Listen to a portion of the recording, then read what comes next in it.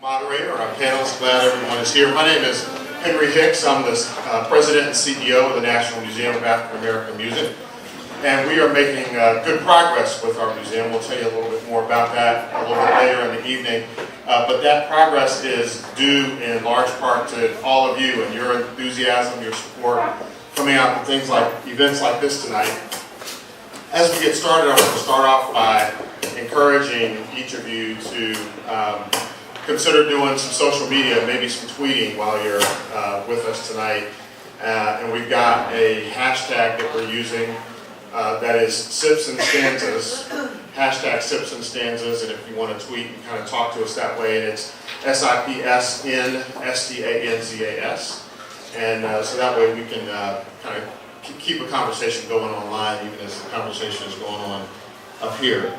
So as you all know, this Sips and Stanzas series that we're doing is designed to have conversations just like the one that we hope to have tonight, and do it in a little bit of a social setting. I don't see enough of you with drinks in your hands, and so I hope you all will find your way to the bar, maybe order some food while we're doing this tonight. So we want you all to have a good time. And we also want to introduce you all to some artists and some folks who are making the music scene in Nashville and around the country and around the world, and doing it right here from our hometown. We want to thank you all again, those of you who were here and joined us for our Avery Sunshine event that was last month. And also want to recognize our staff and all the members of our marketing team. And so everybody kind of wave your hand at friends at DeGard Ellis Public Relations, and then the museum staff, you folks are here. And I think we may have one or two board members who will show up if they're not here now a little bit later, so be sure to say hello to them. They can answer questions almost as well as I can. I just want to take the time to introduce our moderator tonight. And it is a great, great pleasure to have Mr. Des Dickerson here to do that for us tonight. He is a friend of the museum, and he really is music royalty. Des Dickerson has 45 years of music experience in all facets of the industry. He spent 5 years as the original guitarist with Prince and the Revolution. In the 1980s, he moved his talents over to the business side of the industry, and he currently serves as president and CEO of the Pavilion Group, which is comprised of Pavilion Entertainment and Pavilion Synergies, which is a social marketing agency. He's also the author of a book entitled My Time with Prince, Confessions of a Former Revolutionary. And I imagine he's still a little bit of a revolutionary. And we'll learn a little bit more about that. So in that book, he tells the story of his rise in the pop industry and his time with Prince. And so we want to thank and welcome Des Dickerson for joining us tonight.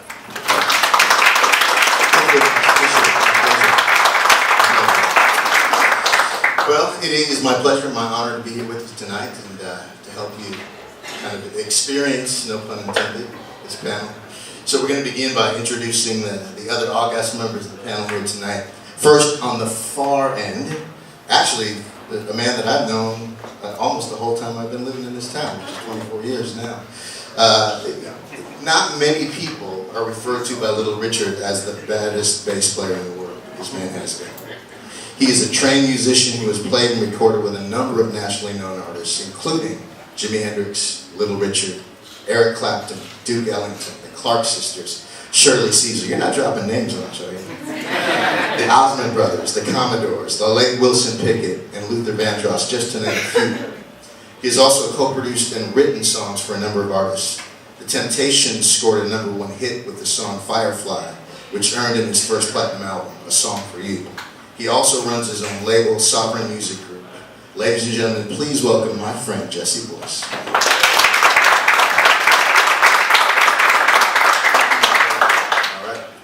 Next up is the author of the Encyclopedia of Reggae, The Golden Age of Roots Reggae, and contributing editor of Rhythm Revolution, a chronological anthology, say that 5 times fast, of American popular music. As a professor in the Department of Recording History at MTSU, he has also published numerous book chapters and journal articles on popular music and contributed several entries to the 2nd edition of Grove Dictionary of American Music. At MTSU, he teaches a course on the history of Jimi Hendrix, Please join me in welcoming Dr. Mike Elleen.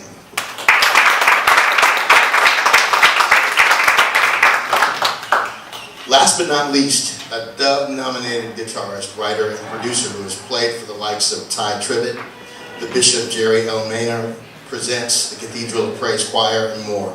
He released his debut album, Take the Freight Train, in 2013. He has since redirected his focus to mainstream music and formed a new band called Guitar Phil and the Chank. I like that name. That's the first time I heard that name. I know a good idea when I steal one. Whose sound is reminiscent of 80s dance, funk, and soul music, which was very good to me. He was recently accepted into the prestigious Leadership Music Program in Nashville, Tennessee, and will be a member of the 2015 class. Please welcome Phil Hughley. I'm class of 93, so I'm an OG. All right, well, let's get this thing underway. For tonight's discussion, we want you, the audience here, following us live on Twitter, to use the hashtag, as you've already heard, New Nashville, including at the NMAAN, at Love Noise 2020, and at Spread LUV blog in your tweets. So we're going to jump right into it. The Rock and Roll Hall of Fame describes Jimi's musical influence as many musical currents coming together. Free jazz, Delta blues, acid rock, R&B, soul, hardcore funk, and the songwriting of Bob Dylan and the Beatles. And this is the question everybody's going to get a chance to give their answer to. Do you agree with this description? We'll start with you, Professor.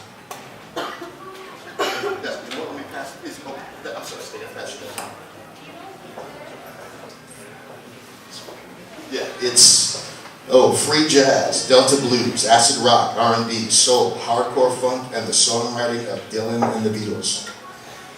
I'd say that's accurate.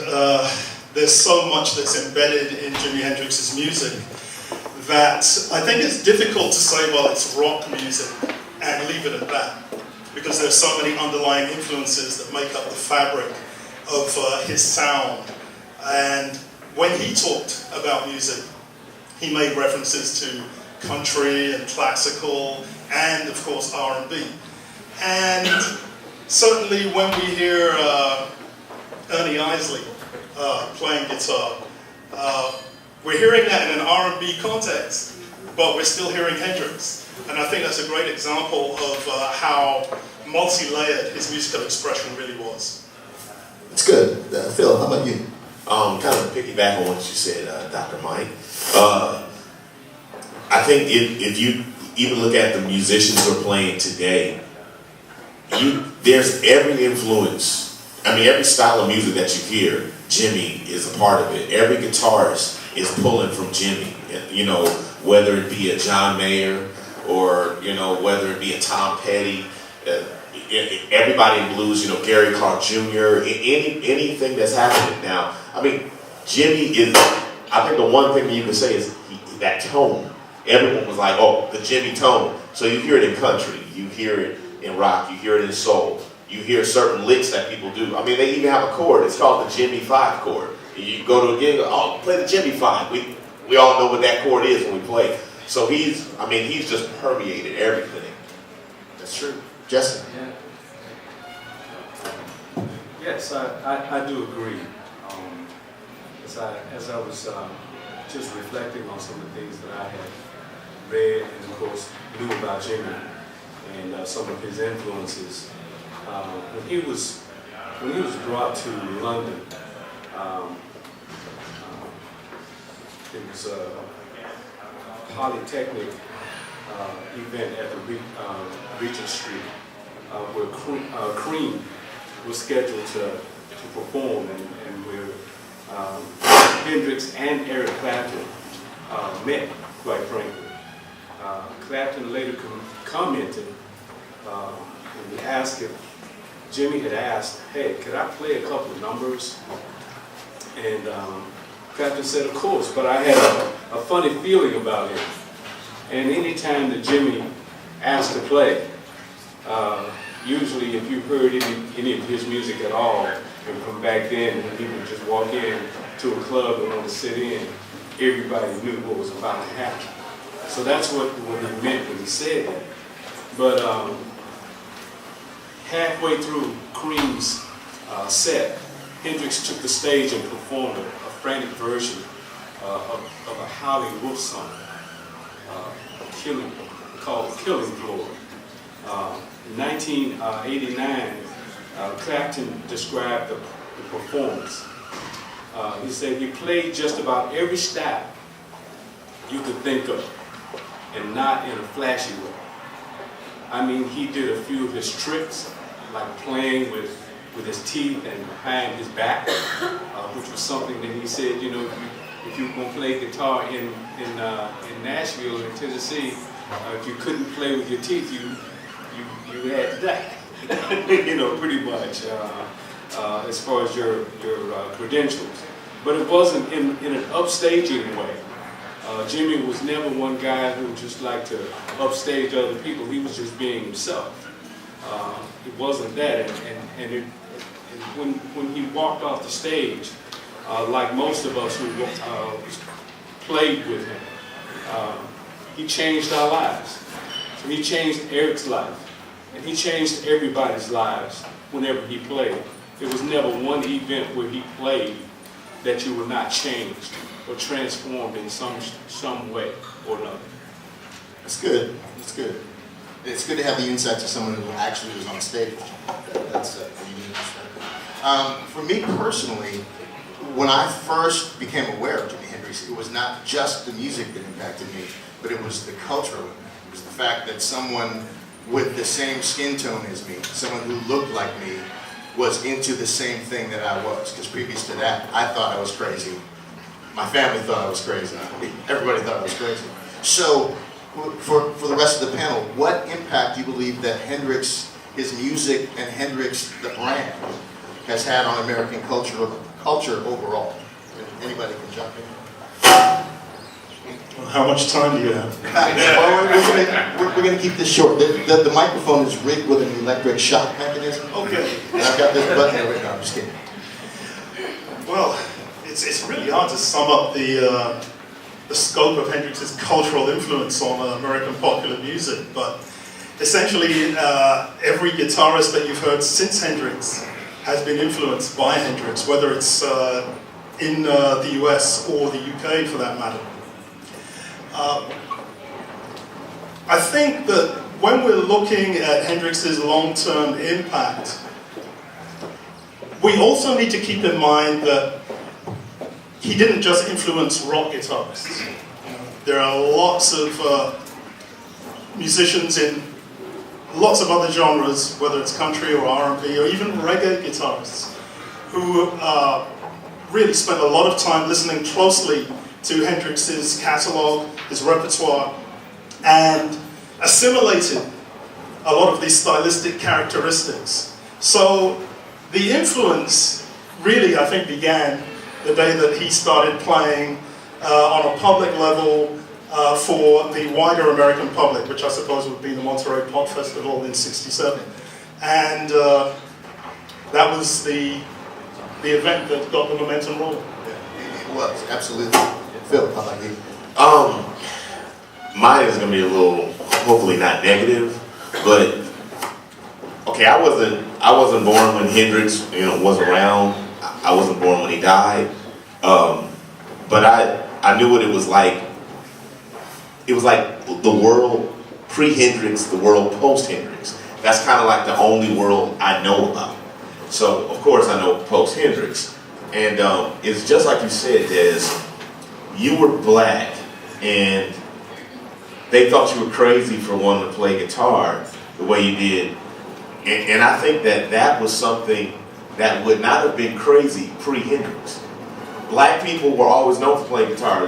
You had Chuck Berry, you had Howlin' Wolf, you had Muddy Waters, you had T-Bone Walker. There were so many guys that are playing guitar. They were the ones who ran the roost. And I mean, they were the guys who started the British invasion. They're the fathers of it. But when Jimi came and played, all I know about it really is that he wasn't a rhythm guitarist, he wasn't a lead guitarist, he was a guitarist, flat out, end of story. And he did so much that was so different with the music that when he died, he left this gigantic hole. And I think that hole hit the African American community harder than anywhere else, because I'm sure as a guitarist, you've heard this, guitar died when Jimi died. And it's something that we hear as a guitar player, we hear it. I didn't have anybody to show me how to play stuff. I didn't have guys like, hey man, I'm gonna teach you. It's not like we have keyboardists and bass players and drummers. You can find those everywhere in the black community, in the church, in the club. Guitar players is almost non-existent outside of the quartet circle, for the most part. And when Jimi played, it's like he just kind of, it's like everybody's like, forget it. I don't want to do it anymore. And so that's a positive impact, but at the same time, it's like, it's a scary impact. He kind of left this gigantic hole that was, I don't know that it needs to be filled by anybody else. Prince has done a great job. Vernon Reed has done a great job. All these other guys, it's just, but everyone's getting compared to him. And that's a huge, he became a giant. Jesse. Jimmy's mentality and his mindset was just as much a part of his talents. He was a deep thinker, he was a creative thinker. Today we call it divergent thinking, which is thinking without analyzing things too much. So when Jimi played, he played freely, and he allowed inspiration to come without censoring, without analyzing. And it started to give all instrumentalists, not just guitarists, the freedom to just play without structure. And I think that from the other side of that, when I say that he was a thinker as well, he also had a motive that we discussed a lot of times about the inconsistencies with the music industry and one being able to gain access to the music industry. In fact, it took him a trip like a lot of our African American musicians. We had to go to Europe before they were recognized at home. Jimi went through that process as well. But I think that the impact is that he gave African Americans an even louder and stronger voice for inclusion, diversity, justice, affirmation of our genius, and confirmation of our innovative contributions to all musical art forms and the music industry universally. I think that our voices are no longer subjugated. I think that our opinions matter now because of what Jimi did on his guitar, and when he had an opportunity to speak just a few words of profundity, it meant something. He never had to say a whole lot for it to mean something significant. That's very good. In fact, Jesse, you touched on something that we're going to run with a little bit. You touched on the sort of the long-standing tradition of African American musicians, artists leaving America and breaking in Europe and then coming back. No doubt Monterey Pop was the U.S. breakout and breakthrough. That and the Monkeys tour, but that's a whole other thing. For Jimi. But it was going to the UK. It's being discovered by Chas Chandler and the Animals moving to the UK. That was kind of that first upward burst. So, gentlemen, why do you think that was the case? Why was it that leaving New York and going to London, professors, he said, I got this. Why was that? Why was that first moment, that first tipping? And it was a smaller nation, less culturally spread out. And of course, if we look at the music scene at the time, there was a lot of the psychedelic rock that was beginning to break through out of the underground into the commercial mainstream at this beginning. And really, I think at that point, well, that'd be too many thoughts at the same time. Just pick one. Okay. I should mention, however, by the way, that the first time I saw Jimi Hendrix was on television in England in 1967 when he appeared on Top of the Pops. Yeah. So that was my first exposure, and there was no one who looked like him at that point. Well, why was it that it was going to London that impacted his career first and foremost? The other thing that Okay, yeah, I think we also have to remember that he had the backing of people who believed in him. Chas Chandler was there to participate in the management, he believed. Eventually, Chris Stamp and Kit Lambert, who basically set up Track Records to record Jimi, were behind him. So there were a lot of forces that were aligned, and one of the most important is the fact that the musical community there was welcoming to him. Jeff Beck, Pete Townsend of The Who, members of the Beatles and the Rolling Stones. You know, Hendrix was treated almost like musical royalty at a point when he was, to all intents and purposes, unknown in America. And that's not an insignificant fact. I mean, literally royalty christened him, and that made a big difference. So, Absolutely, absolutely. We also had some royalty here in the United States that had not totally been recognized. For instance, Little Richard. A lot of the people that Jimi and I both played with, Little Richard being one of those people. It was people like that that gave him, and here's the word that I wanted to talk about, access. Okay? Access can make you or break you as a black artist, whether you have it or not, because we have some that don't have it, but they have access. Can we get a witness in here? You know some people who are not necessarily Jimi Hendrix, you know, but they have access. And so when one acquires access, it makes a huge difference. In Europe, he was able to acquire access. Little Richard gave him access.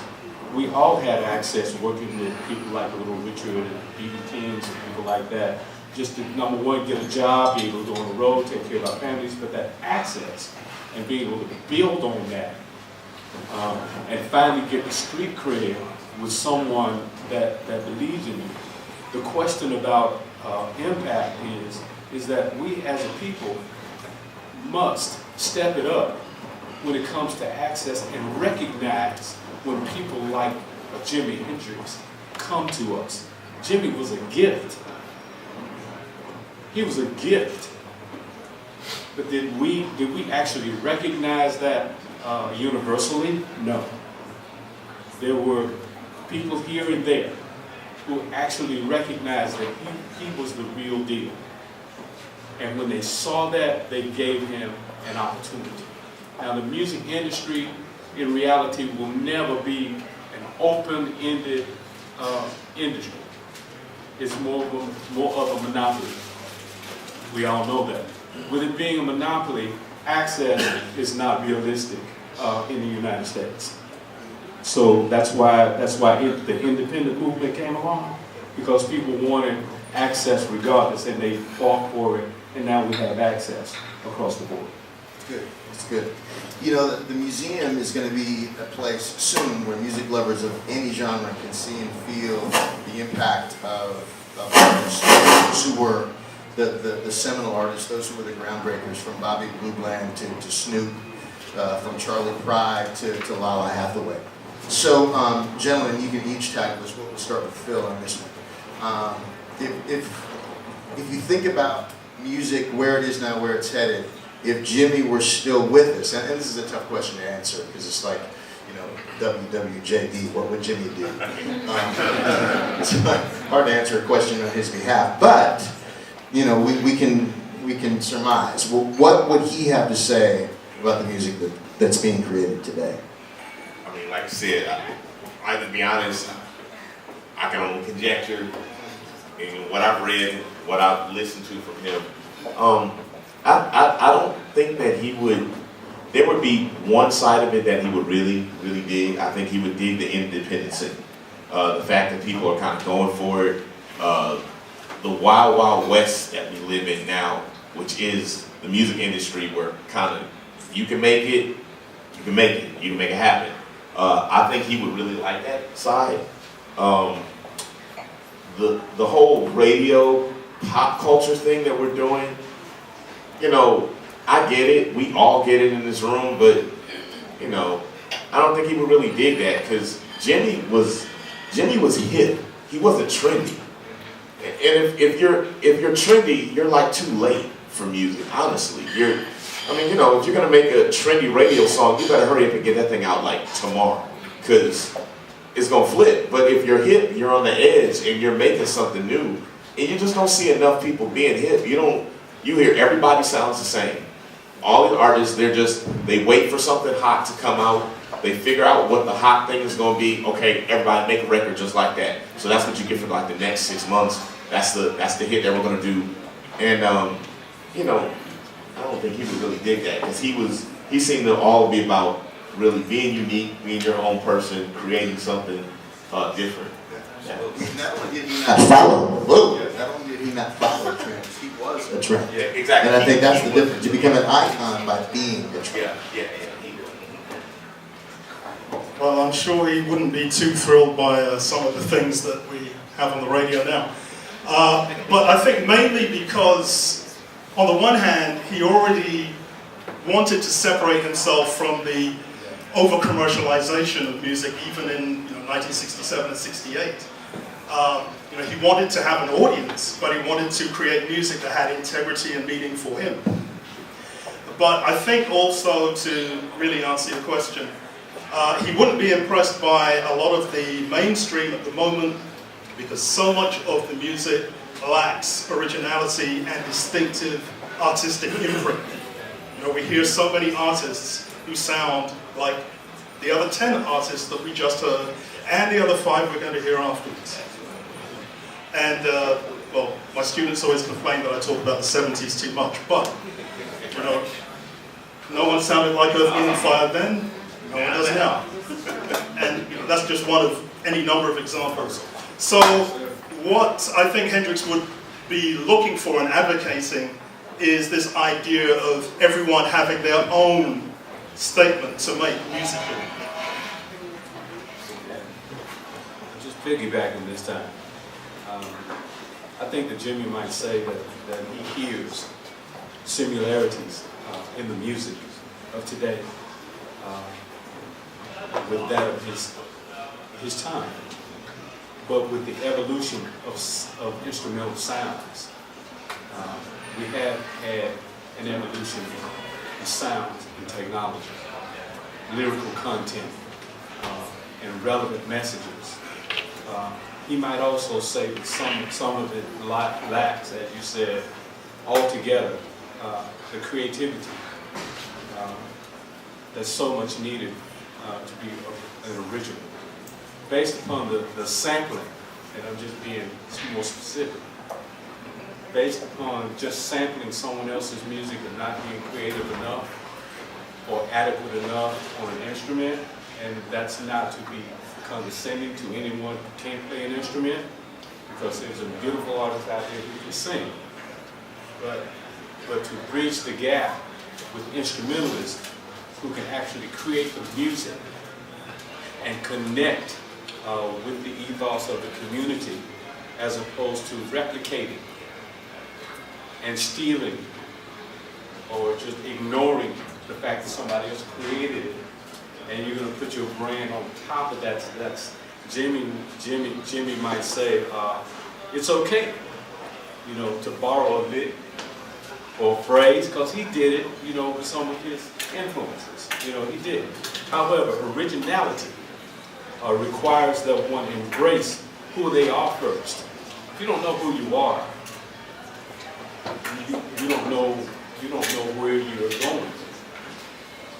You have to know who you are first, and then you can express to others some phenomenal instrumental or lyrical inspiration. I would say that Jimi would say that's creativity. Absolutely. Just wanted to add one thing. When you raised the question about what made it possible for Hendrix to take off in London, in connection with that, and also in connection with the idea of originality, there is the issue of him meeting someone like Roger Mayer, who created the Octavia foot pedal, and it meant that Hendrix had a sound that no one else had, apart from his technique. So his originality was reinforced by this kind of synchronicity of meeting some of these people at the same time. And one of the things I tell young artists a lot is that it's important for you to map your own DNA as an artist. Who are you? What is it that you do uniquely? And for whom are you here to do what you do? Because otherwise, all we're doing is engaging in identity theft. We're either emulating people that we love, and that's a fine place to start, but you don't want to stay there. We should move from imitation to innovation to imagination, ideally. So that originality is something that culturally has kind of been like somebody making a copy of a copy of a copy of a copy till we got to where we are now in terms of our musical state. But I digress. So I'm going to direct some questions individually. Phil, I'm going to start with you. As a young emerging guitarist, how has Jimi's music influenced you in whatever ways, whether it's style, whether it's writing, whether it's sound, whatever? Well, funny enough, when I started playing guitar, I did not like Jimi Hendrix. I was like so not into him. And I was like, dude, what is this guy doing? He's like playing. I don't get it. And I just didn't understand it. So probably, I think I started playing guitar almost like 25 years after he died. So I'm like, I don't get this guy. And I remember one day I had a conversation with a guy in Guitar Center back in Cleveland, where I'm from. And he was like, yeah, man, you young dudes, y'all need to get into guys like Hendrix. I'm like, man, Hendrix, man, he's terrible. And I'm just like, what? And so there's this lady standing there. She was like, hold on, young man, you got the wrong idea. And I said, well, okay, explain it to me. I said, because I've heard so many people talk about how great he is. Please explain it to me. She said, well, you had to experience him. You had to be there to get it. And then I started thinking about that, and I'm like, wait a minute. Okay, there's a whole context to this issue. So I started kind of looking at history behind it, and I realized the reason I didn't like him actually became a huge compliment. What I didn't like was I had heard so many people play like him that I was like, what's so special about him? But I heard them. They were, 25 years of people copying this guy. And that's when I realized, whoa, he's special. So after going through my context years, I really started kind of growing up as a guitarist and realizing it wasn't just all about, how fast I could blow over a fretboard or whatever.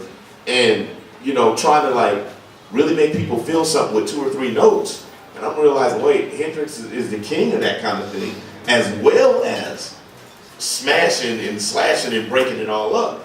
And that's when I realized this dude is amazing. And try to play, I'm like, well, okay, I'm gonna try to play some of the stuff he was doing, and I realized this guy was on something else. And then his tone, so many of those things, that was where I kind of started. So once I really got that appreciation for him, it affected everything I did. It affected the way I approach solos, because I know that he touches people. He still to this day with a solo. So he lived in a moment. He knew how to play to a room. And I look at all those things when I try to play music. I don't try to play like him. I'm not going to be Hendrix. I'm going to be whoever I am. But he actually pushed me to embrace my own originality once I really saw the context of how original he was and what he was doing and how he used technology to make music happen. Right now, it's standard fare to use a wah pedal, to use a phaser, to use a fuzz face, to use a Marshall 68 lead. That's standard fare for guys now, but he was doing something that was so far ahead of his time. I mean, they really didn't even have the amplifiers that he was using. They weren't even available in the US.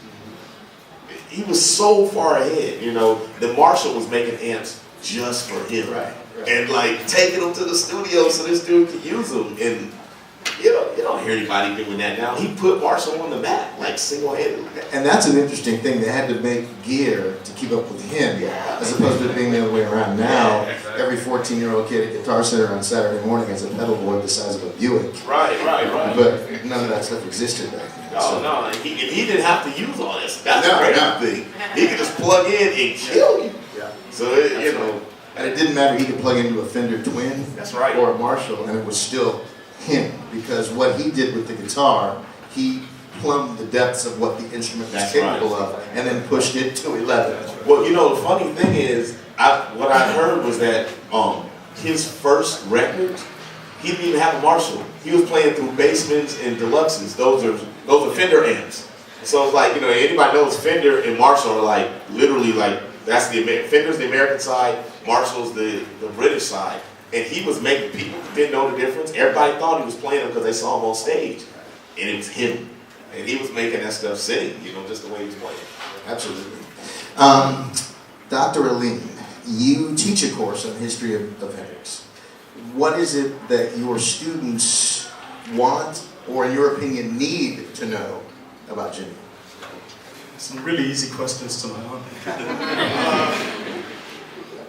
Well, I want them to realize that the contours of his life were actually very complicated, and that the sort of fragmented family life that he lived before he became a sideman and then a solo artist shaped a lot of his consciousness and influenced the musical and lyrical content of what he created subsequently.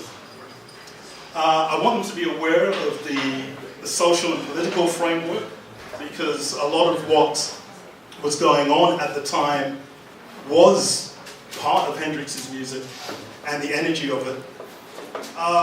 We also should recognize that there were a lot of legal complications attached to the business side of his career, from which we can still probably all learn. But on the musical side, I want them to realize that there were very distinct characteristics in Hendrix's sound. And as an example of this, when we look at the songs that Hendrix covered by other artists, people now cover those songs because of Hendrix's reinterpretation. Whether it's All Along the Watchtower from Dylan or Wild Thing that the Trogs had recorded. It's because of Hendrix's interpretation. So I want them to get a better sense, or Hey Joe for that matter, of what it was that he was bringing to the music that was distinctive, even though he was playing the same song. So ultimately the idea is to get a more holistic perspective on who Jimi Hendrix was as a human being as well as a musician. That's good. Jesse, tell us about how you met Jimi Hendrix and give us insight on what the music scene was like in Nashville at that time, particularly for African American musicians. Okay, about age 16, I made my first journey to Nashville from Greenville, South Carolina. I had written a song that was appreciated by Buddy Kelly, owner and founder of Tree, which became Sony Tree. It was at that point that I started to matriculate back and forth to Nashville. He wanted to record this song on one of his artists. He had Joe Tex and Bobby Marchand. The name of the song was I Feel It Coming. So my first trip here was at age 16.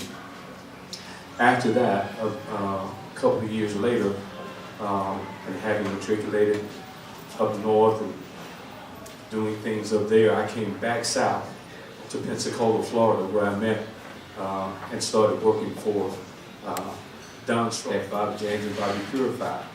There were two of us there that could also write, and the other person was Chris Christopherson. Chris was a young, blonde-headed guy, loved life, and we used to hang out and write songs together. We were just kids. But when it was time for us to record, a lot of times, Papa Don, as we call him, would want to come to Nashville. And when we would come to Nashville, we would do sessions in the RCA building, or in the big building that they just saved. And when the sessions were over, sometimes we would hang out together and go downtown to Broadway, and sometimes I would want to find the black community and see what was going on in the hood. So I discovered Jefferson Street at an early age. And when I discovered Jefferson Street, oh my God, that's where all the action was. All major and local musicians, including Jimi Hendrix. So in an article, and I'm digressing just a little bit, in the Tennessean that was done by Mr. Lorenzo Washington on Jefferson Street, I said that Jefferson Street is, without any disrespect, the original Music Row. Okay? It's the original Music Row. That's where everybody hung out, black and white. Okay? And so it was that time that I used to come down and go to nightclubs like Del Morocco, and Jimi and the guys would be there jamming or playing a set. And I wasn't afraid. I just said, hey guys, can I hang out? Can I come up and play? And they said, yeah, but you gotta wait your turn, man. You gotta wait your turn. Because there was so many. Billy Cox was in the room, and I didn't know who Billy was at the time. I'm like, okay, whatever. But come to find out, band of gypsies, But that hadn't happened at that point. So when I get on stage and I've got my little 4-string Fender guitar, and I saw that Jimi had his strung upside down and left-handed. So I felt quite comfortable because I played the same way. Upside down, left-handed, string strung the same way for a right-hand person. So I'm like, man, this is awesome.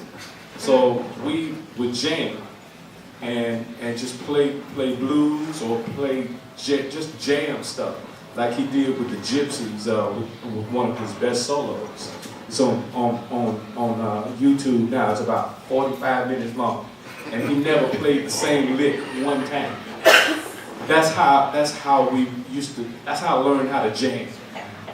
Okay, hanging out with people like Jimi Hendrix. So you get to play and play and play and play, and they would go from a blue light to a red light when it was time for you to stop, right?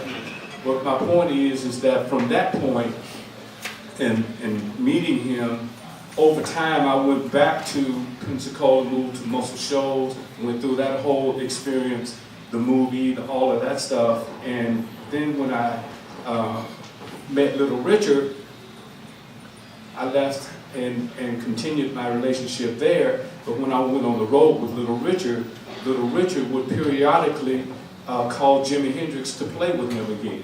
Because when Jimi wasn't playing on the road or touring, he would just grab a gig. And Little Richard was the gig. So I got to play a couple of major gigs with him.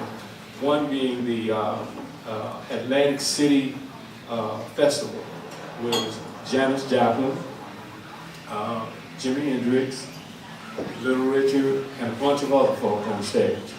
My mouth was open like this the whole time. That was one of them. And then the other one, I got to tell you this funny story. Jimi always wanted to come on stage and jam with people like I told you before.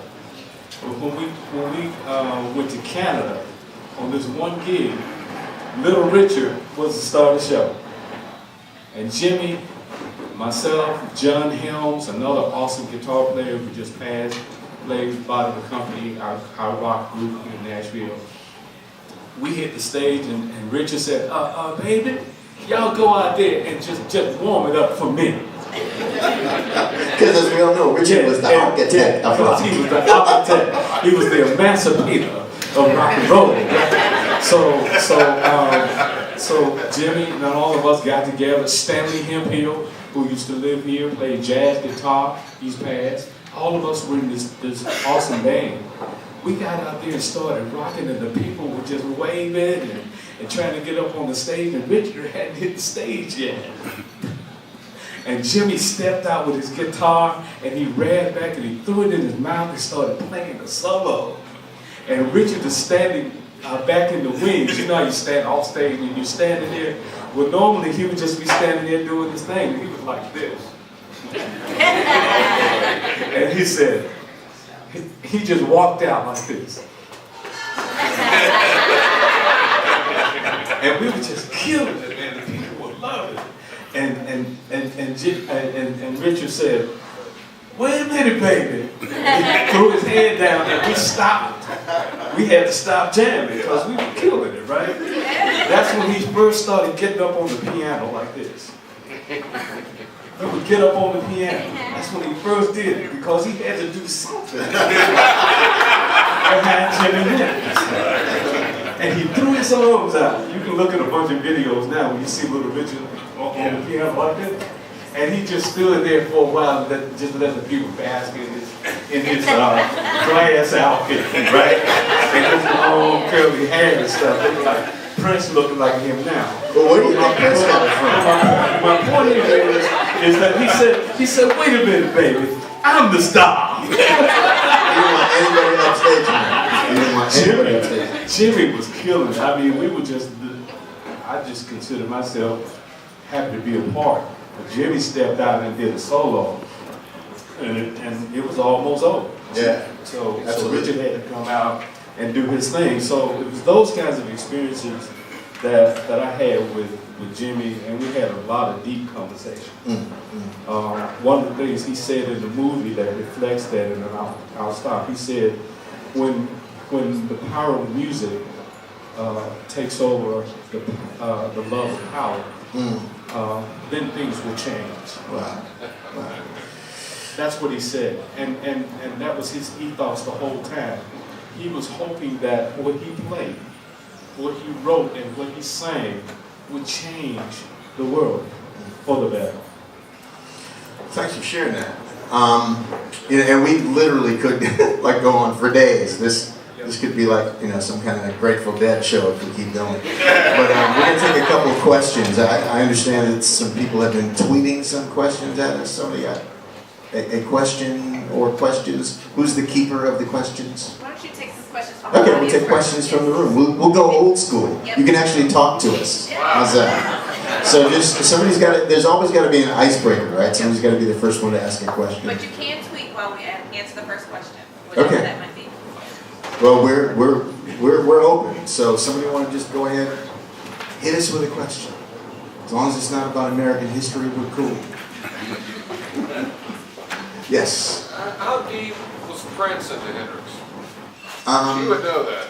Well, here's the thing, that there were actually 3 guitar players that were important to Prince, and one of them was Carlos Santana. Yes. One of them, believe it or not, was somebody that we were both fans of, and that's a guy named Mark Farner. Who was Mark Farner, you say? Grand Funk Railroad.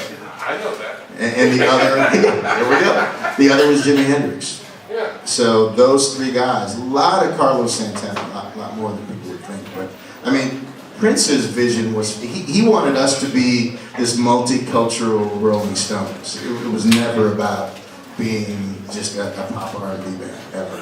It was always about being a rock band first and foremost. And again, when I was 14 years old, the first time I saw a picture, before I even heard the record, before I saw the cover of Are You Experienced, that was what set me free. It's like, you know what?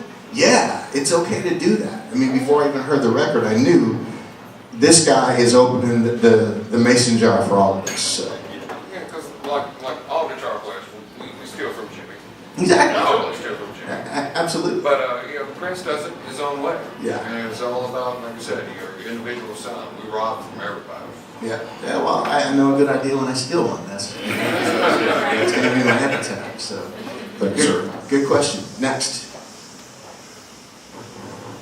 I can keep talking.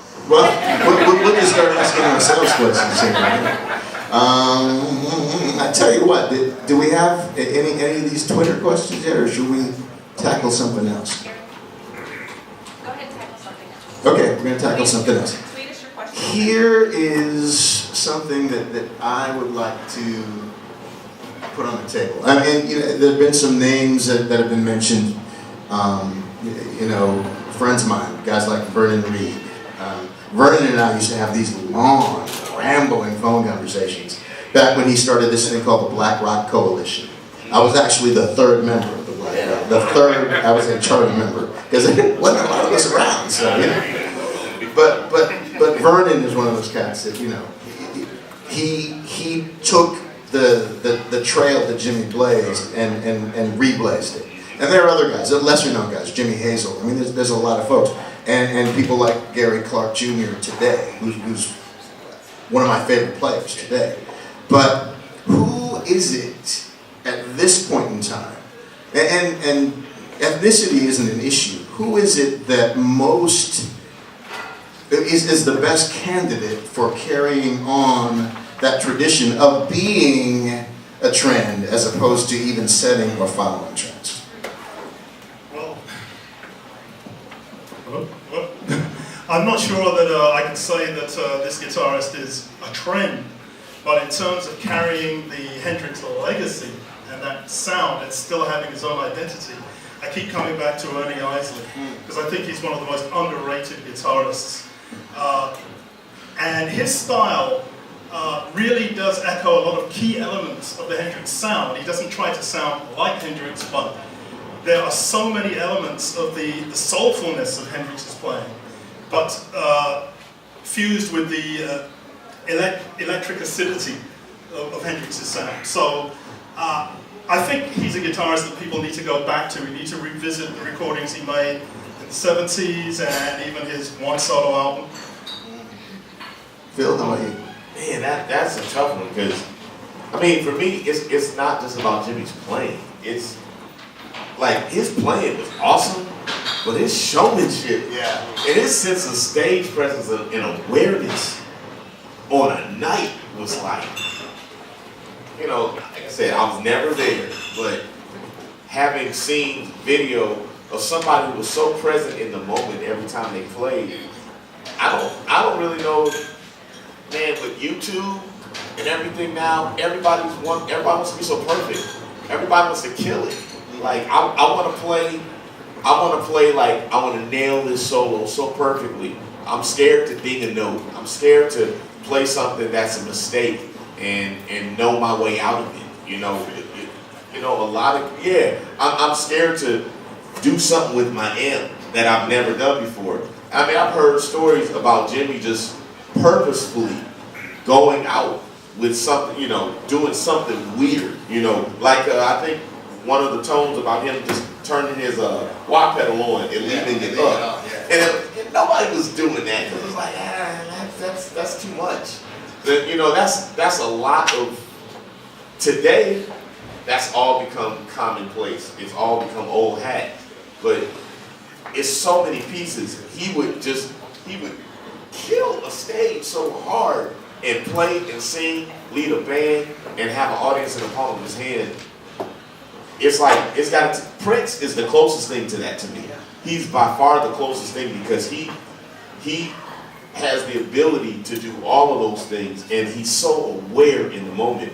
Rolling Stone did a 50 top greatest acts of 2013. I mean, I'm sure they did 2014, but I read 2013. And they were saying that, you know, like the top 10 acts, like 8 of them were over 40. Because the young guys stick to their set list and all that kind of stuff. And Prince, I think Bruce Springsteen was #1, Prince was #2. And they were saying like when Prince plays, he'll do a 3 or 4 hour show and his set list is totally out the window. They already know when they're going out there, it doesn't matter what's up there, he's gonna call something new, something that they don't even know, and he's gonna lead them through it. So he's a band leader, an artist, producer, he's doing all that on stage, and the audience doesn't think they're not none the wiser on any of it. They're like, oh wow, they did all this just for us, how did they know? And sometimes he drives the bus after the show. Now, were you there when he did the whole sound? Were you there when that happened with the when the sound was bad and he went backstage and there's the story about him like getting it. They put him in the little they put him like in a little locker and rolled him to the back. Oh yeah, no, he jumped out of the mix. He jumped out of the little mixing locker and went back and mixed the sound because it was wrong in the middle of the show.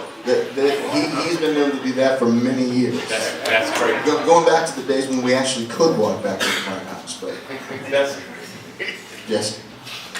I agree with you guys on the guitarist because that was my first instrument, and I had influences from the beginning from my uncle.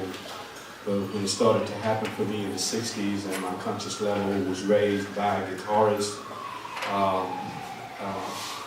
Isaac comes to mind because he was not only commercial, but he was soulful and very stylistic. You knew who was playing on those records. It was easy to recognize him. So he had captured a particular audience and it wasn't limited. Another one was the guy who played with the Allman Brothers. He too, I think, was influenced by Jimi. A lot of people don't know that he had Jimi influenced him because he started here in Nashville on Jefferson Street too. Okay, it wasn't Muscle Shoals, not like they say in the movie. They missed that part. He stopped by Nashville, Tennessee, and he got some from Jimi and some of the other guys that are here. Another person, of course, is Santana, because he was so commercial, radio friendly, but at the same time he had a very inclusive and diverse approach to his playing. Anyone from any culture could relate to his playing, and the songs were also very universal. Prince, same thing. I would say among all of those, the most original, the most innovative, industry savvy, universally relevant, like Jimi. Again, a lot of times when it's difficult for you to toot your own horn, you probably have a tendency not to say anything, but most of you, if you haven't heard this gentleman sitting right next to me right here, his name is Guitar Field. Okay, I know he's gonna, like want to go to the restroom right now. Okay, but let me just tell you, field guitar is the closest thing I've come across as a record producer, as an A&R guy who has called records for years and artists, to name a few. John Hyatt. I played in his band. I helped him to get his first deal with Norbert Putnam, so I know, where that comes from. All those guys, Eric Clapton, all of those guys, I played on the early records with them. So my point here is that when I recognize him for what he is, Phil is right now being positioned to be next. Nashville has recognized it via Leadership Music. Every time he hits the stage anywhere in the United States, people just can't believe that he's real when he plays. He has that same performance attitude, giving it all, so much so that he would jump off of the stage and just tear up his legs. And then jump back up and finish the show. Okay? Now, our journey started about 6 months ago. And in doing that, we've been hanging out almost 3 or 4 days a week. I know his mentality, I know his mindset, and I know it's the same as Jimi's because I was there. This man right here is going to be, if not the next, he's one of them. Okay, well, Phil, no pressure. He's the other reasons why, and I wrote him down. Okay, well, Similar to Jimi. His childhood education and his musical background, his military discipline and background, same as Jimi's. His vocabulary of new instrumental sounds, his profound universal messages, his lyrical content, his superhuman creative uniqueness is recognizable among all of his peers, both musically and intellectually. Okay? I'm just saying out there, and I'm going to say, hopefully in Thank goodness, because the young man. in December, hopefully you get a chance to, to experience him live when we come back and do something with the museum. No, I've got to see this now. So we do have one question that's come to us via Twitter. And this is one of those, I guess, well, what's the opinion of the panel for that matter? What's the opinion of the room? What is, in your opinion, Jimi's singular, iconic performance? And I'm going to, even though the question didn't come this detailed, live or recorded? And we're going to keep our answers short this time, gentlemen. Okay, well for me it's Purple Haze. Because I don't think people were ready for that in '67. I don't think they're ready for it now. I mean, if you really think of the sonic character and the power of that performance, it's astonishing. It's incredible they actually captured that on record. So That's the short answer. Yeah. I'm gonna say the Star Spangled Banner, because it was so unexpected when it happened. No one had done it before, and people have tried to do it since, and no one's done it as well since then. But he captured what America was going through at the time. I mean, that man literally made cinematography with his guitar. He said, when the Rockets went up, and he started dive bombing and all this kind of people were doing that. It's nuts. So, he created such a great picture for everybody. So, And the other thing about even I've heard multiple recorded versions of the Banner. Even he never hit it like that again. You know what I mean? That's the amazing thing. And it was 6 a.m. Right, yes, and they've been up all night, drinking tea. Oh, yeah. So for me, it's that whole Woodstock performance, at least what has been recorded, what we've been able to see and hear, because there was such an amazing sort of whisper to a scream from doing Purple Haze and doing the hits to doing the whole experimental thing with the Gypsy Sons and Kings, Traps and Thieves, Sons and Rainbows, whatever you call that thing. And going from the Banner to this amazing sort of West Montgomery jazzy instrumental thing. I mean, the performance itself, compounded by the fact that it was 6 a.m., compounded by the fact he could have been tremendously disappointed by the fact that everybody was gone. He ended up having to go on so late that this throng of people was down to a relative puddle of people. He had no sleep, but it was one of the most amazing performances ever to this day. So are we wrapping up? Or is there another?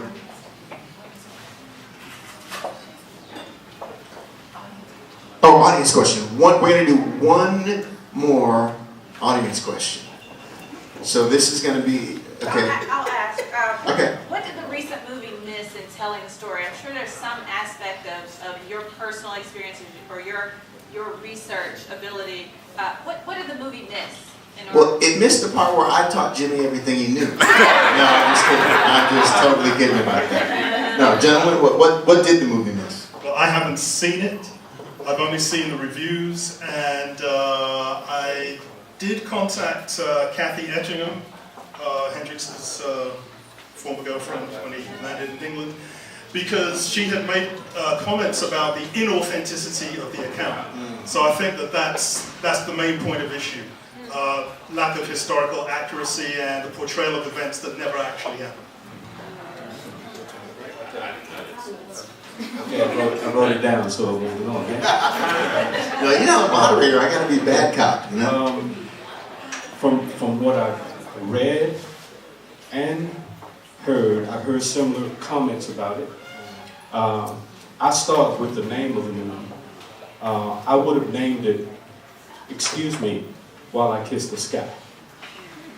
That's what I would have named it. Here's why. Because that's who Jimi was and still is to those of us who were motivated to reach beyond this reality. It was always about expanding mentally and expanding creatively. While at the same time, he thought about attaining fame and assets. This means that he understood the concept of letting go of the material and the natural world for the supernatural and the existential experiences that are possible when we open our minds up to that kind of creativity. He lived and thrived in that what we call dual reality, much like Einstein and Tesla. That's good. And by the way, I showed my students the trailer for the movie just yesterday. Okay, I'm going to make one more comment, then we're going to turn it back over to you. With respect to this whole idea of will there ever be another artist like, or an artist that has the kind of impact that Jimi had, I do think there's some factors that are a lot like what we see in professional athletics, where, in football or in basketball, whatever sport, the game changes so much over time that there are certain things that you won't see again. Some of it has to do with, it defies logic that guys that big can be that fast. So there are things that aren't going to happen again. With respect to music in general, and artists like Jimi in specific, because of the fact that all that perfect storm of cultural and musical influences came together at one point in time, and that combination will likely never take place again. I don't know, we'll see iconic artists, yes, we'll see influential artists, yes.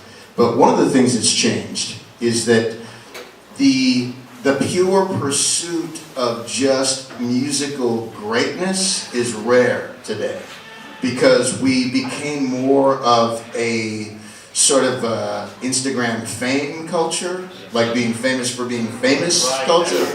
And the thing that I've seen over time is that with successive generations of musicians that come along, the emphasis has been more on celebrity than accomplishment. Because the greats, the iconic artists, were the ones that they would have been doing what they were doing whether you heard of them or not.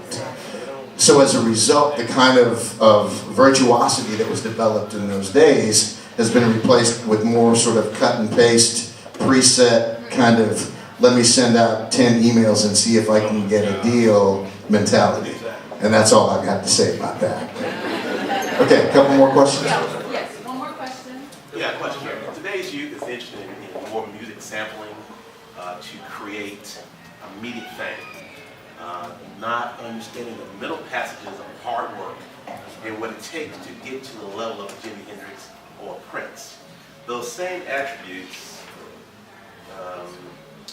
is it Jesse? Yes. That you described in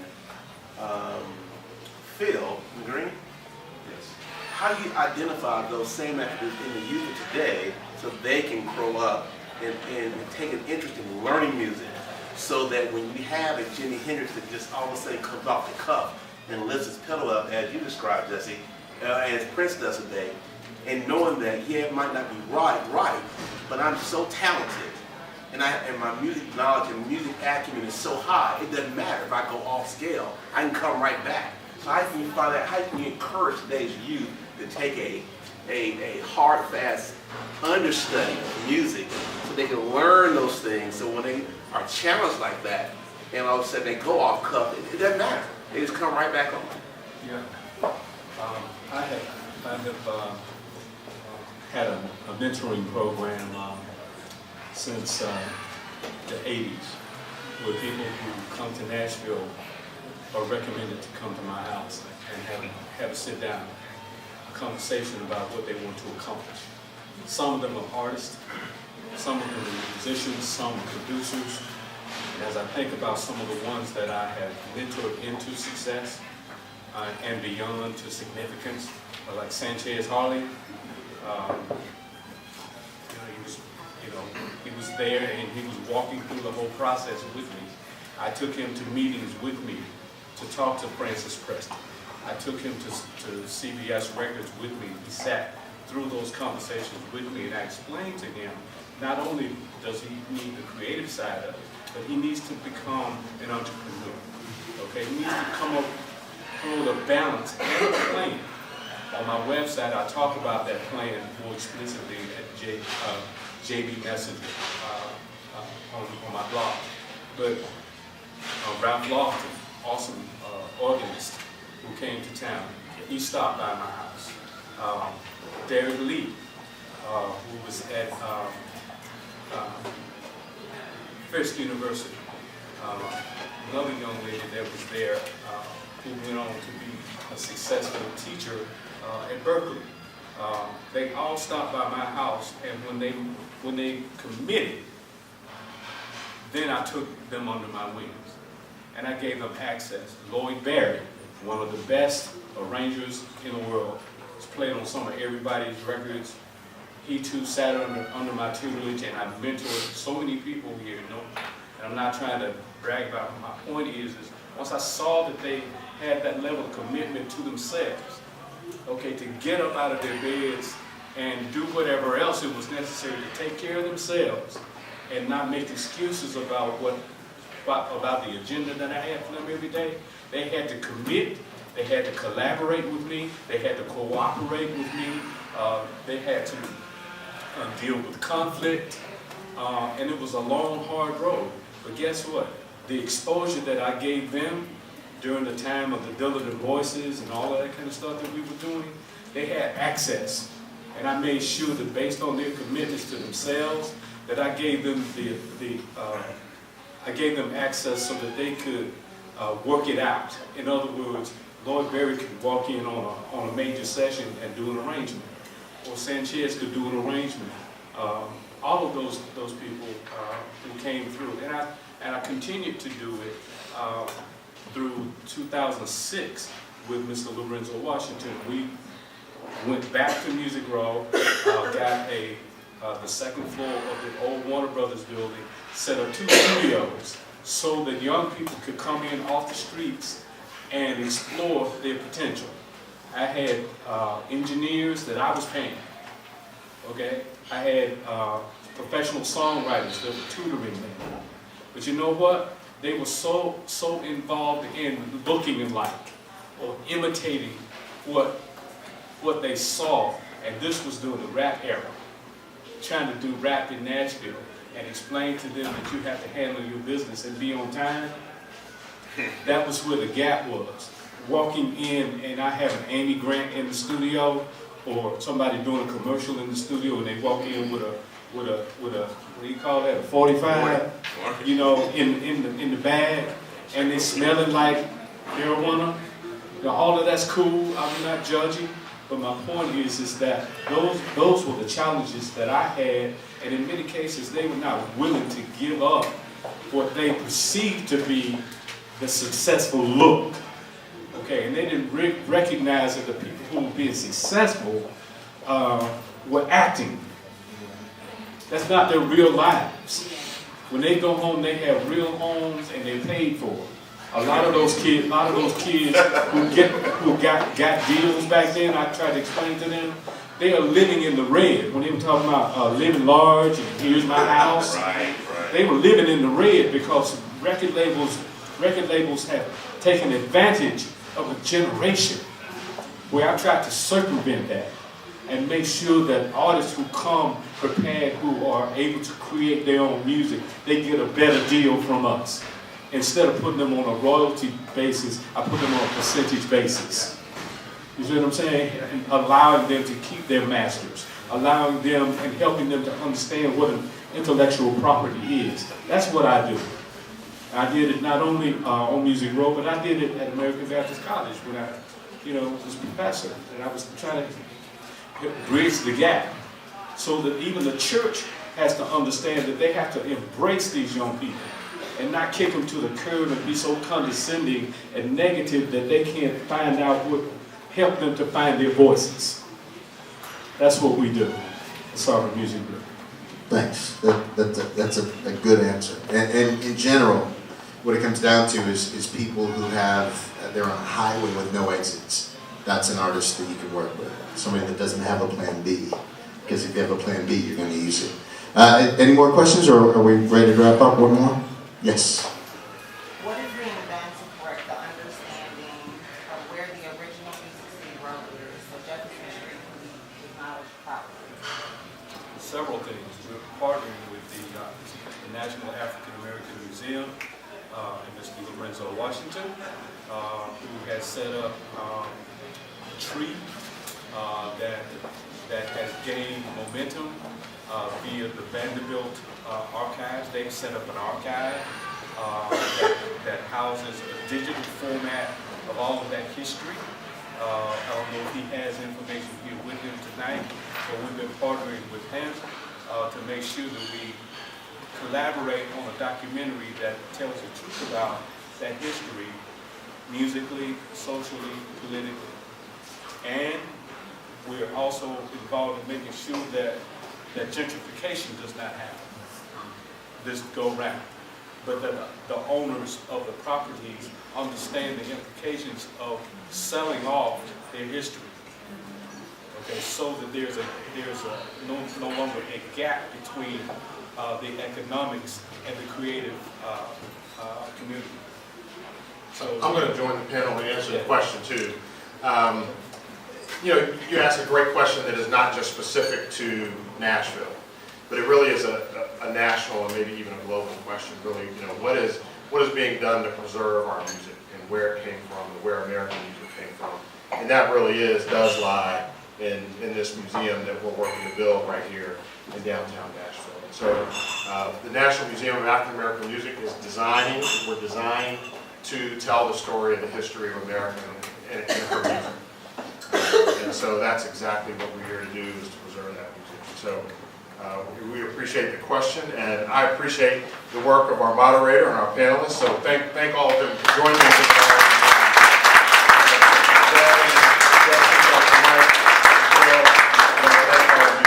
Doing that. We also want to had a special opportunity tonight. We had some artists, some art which was brought in by a gentleman by the name of Christian Green. So you see some Jimi Hendrix art around the room tonight. So he is here with us, and so we thank you very much for participating. Great to see this, and we appreciate that role. Also want to take the opportunity to thank Spread Love and Love Noise for partnering with us to do this tonight. So thank you all for being here. And I think we have a special happy birthday tonight to Keisha. It's her birthday tonight, and I think she was asked to come join us. So we appreciate you being here as part of your birthday celebration. So thank you very much. So one of the things that is very important, of course, about building the National Museum of American Music is paying for it. And so, and before I ask you to give money, and so as I'm preparing that, I hope somebody's going to give you all some contribution cards. They may be around on the table. But I want to thank Pop Nashville for having us here tonight. A great venue. We thank them for their cooperation in helping us get that up and going. So the National Museum of African American Music, we need to demonstrate our support for pulling this together. And so this was a great event. All the panelists donated their time tonight, and it cost many millions of dollars to build the museum. But one of the things that's very important is demonstrating quantitatively, financially, how you support the museum. So we hope that you all will take the time to fill out those cards, share some data with us, some information, so we can stay in touch. And